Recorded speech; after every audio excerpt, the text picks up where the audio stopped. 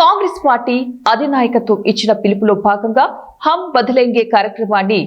NSUI రాష్ట్ర committee ఆధ్వర్యంలో Osmania యూనివర్సిటీలోని arts కళాశాల వద్ద నిర్వహించారు.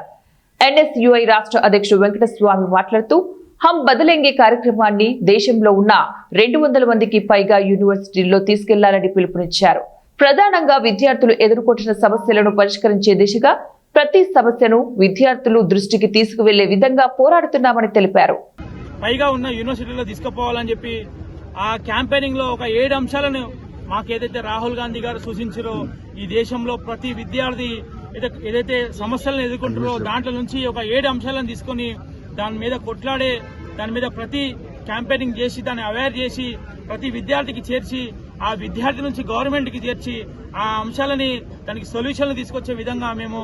ఈ యొక్క హమ్ బదలేంగే క్యాంపెయిన్ మేము తీసుకుపోతా ఉన్నాము. దాంట్లో భాగంగా తెలంగాణ రాష్ట్రంలోని ఉస్మానియా యూనివర్సిటీకి ఇక్కడ నుంచే స్టార్ట్ చేయడం జరిగింది. ఫస్ట్ గా ఈ యొక్క లాంచ్ కి ఈ యొక్క క్యాంపెయినింగ్ కి మా తెలంగాణ రాష్ట్ర ఎన్ఎస్యూ వ్యవహారాల ఇన్ఛార్జ్ నూతనంగా నియమించబడినటువంటి అర్హాస్ ముల్లా గారు ఈరోజు క్యాంపస్ కి రావడం జరిగింది. దాంతోపాటు ఇక్కడ ఉన్నటువంటి ప్రతి విద్యార్థిని కూడా మేము వెళ్లి ఏదైతే అంశాలు ఉన్నాయో వాళ్ళకి వివరించే విధంగా మేము ముందుకు పోతామని చెప్పేసి ఈ సందర్భంగా మీకు తెలియజేస్తా ఉన్నాం. దాంతోపాటు ఈ దేశంలో జరుగుతున్నటువంటి ఓట్ చోరీ ఏదైతే ఉందో రాహుల్ గాంధీ గారు ఏదైతే విషయాన్ని గురించి ఫైట్ చేస్తున్నారో ఈ దేశ సంవిధానం గురించి ఏదైతే కాపాడే ఒక జననాయకుడుగా ఏదైతే ఆయన ముందుకు పోతా ఉన్నారో ఆయనకి తోడుగా మేము కూడా ఒక సైనికుల్లాగా పనిచేస్తూ